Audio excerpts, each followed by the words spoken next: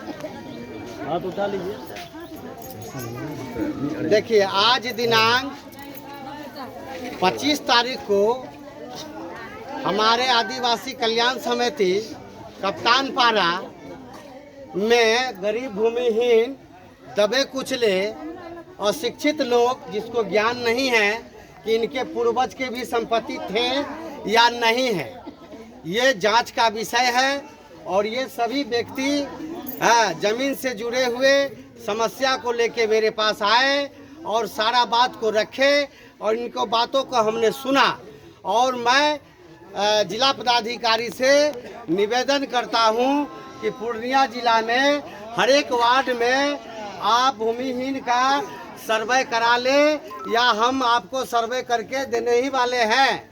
आप उस पर एक भूमिहीन कॉलोनी गांव बनाकर जितने भी भूमिहीन को है उसको आप बसा दीजिए। उन्हें जमीन भूमिहीन का चैप्टर को बंद कीजिए। या 70 साल से ये लोग आज़ादी के बाद से रहते चले आ रहे हैं, ना तो इसको कागज बना के दिए हैं और ना ही कोई वैल्यू दिए हैं। और ये राशन पानी का जो कार्ड बना के दिए हैं और रह रहे हैं, उसके मुताबिक से सभी का सर्वे करके हर एक वार्ड में जिस वार्ड में जिस जमीन पर रह रहे हैं उसी जमीन पर अथो इनका कागज बनाकर इनको घर द्वार मुहैया कराइए।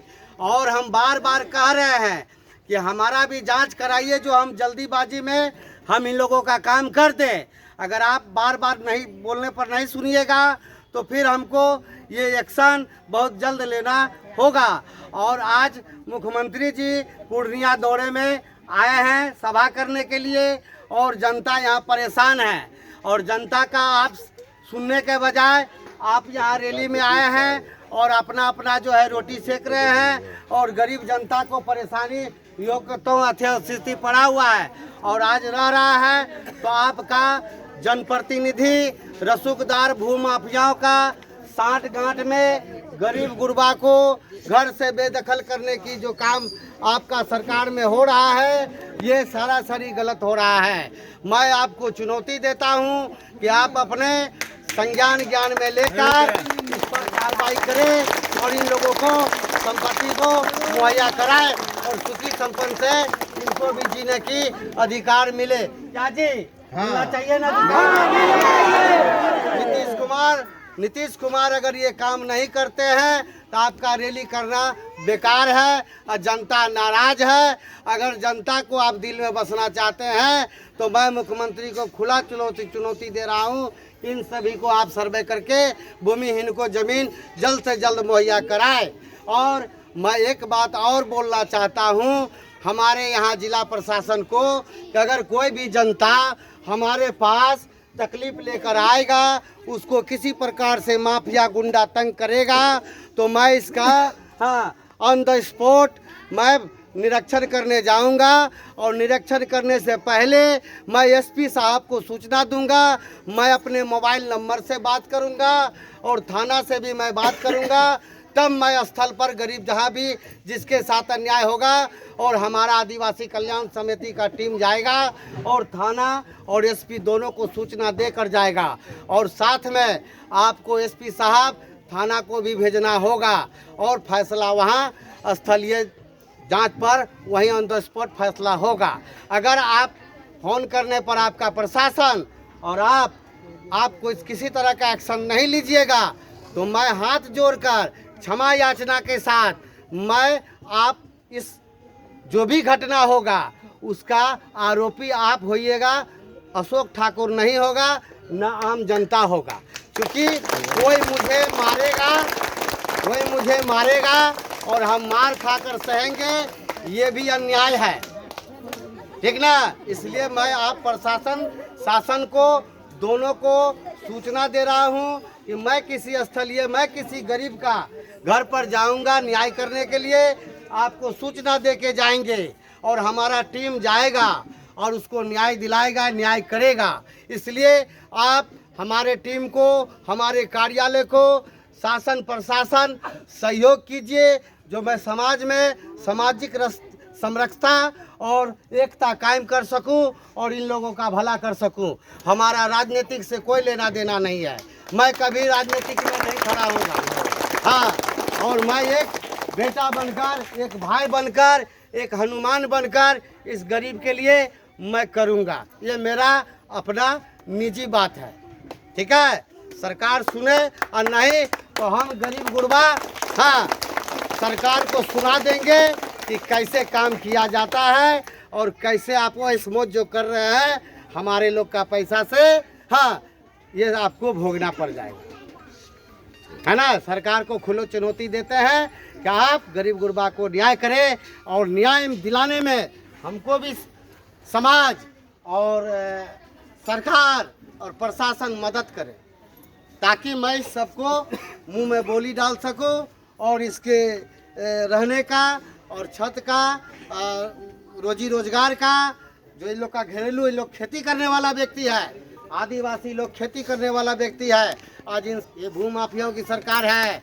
आप बोलते हैं नरेंद्र मोदी को जड़ से उखाड़ के फेंकना है, मैं कहता हूं कि आपको अब रहने का अधिकार नहीं है। 15 साल आपने रहा है, 15 साल में जब इतना भूमिहीन रह रहा है तो बसा किसको रहे हैं। मैं खुला चुनौती दे रहा हूं, आप इसको आए हमारे कार्यालय में समीक्षा करें और मैं समीक्षा करवा के इन गरीब लोगों को न्याय दिलाना चाहता हूं। आप सिटी में कचरा गिरा दिए हैं और वो जो है सिटी में कचरा गिराने के बाद आज आदिवासी लोग बीमार पड़ रहे हैं।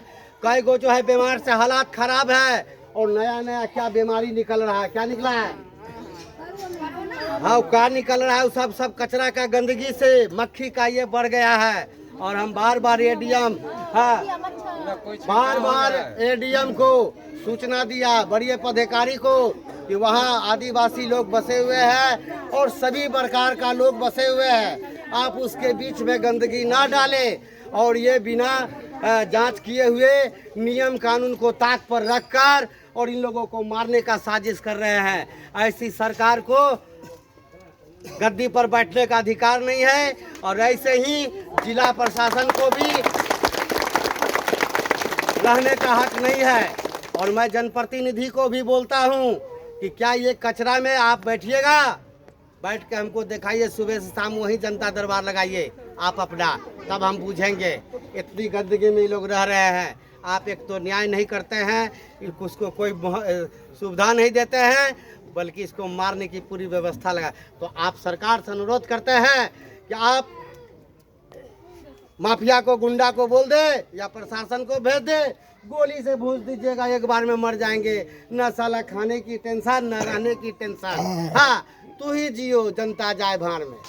जय हो बेईमान की, जय सरकारी मान, है ना। अगर नीतीश कुमार सही काम करना चाहते हैं तो करिए और नहीं तो आपका 2024 में नाम निशान नहीं रहेगा।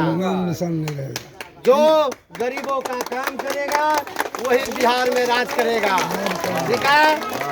ठाकुर जिंदाबाद, ठाकुर जिंदाबाद, वो माफिया मुर्दाबाद, नीतीश कुमार मुर्दाबाद, मुर्दाबाद मुर्दाबाद, ठाकुर जिंदाबाद, जिंदाबाद जिंदाबाद, आदिवासी कल्याण समिति जिंदाबाद, जिंदाबाद जिंदाबाद, वो माफिया मुर्दाबाद, मुर्दाबाद मुर्दाबाद,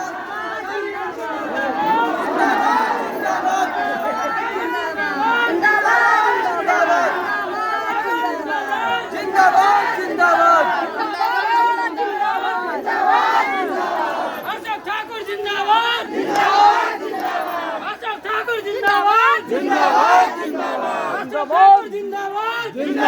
जिंदाबाद, ठाकुर जिंदाबाद, जिंदाबाद जिंदाबाद, ठाकुर जिंदाबाद, जिंदाबाद।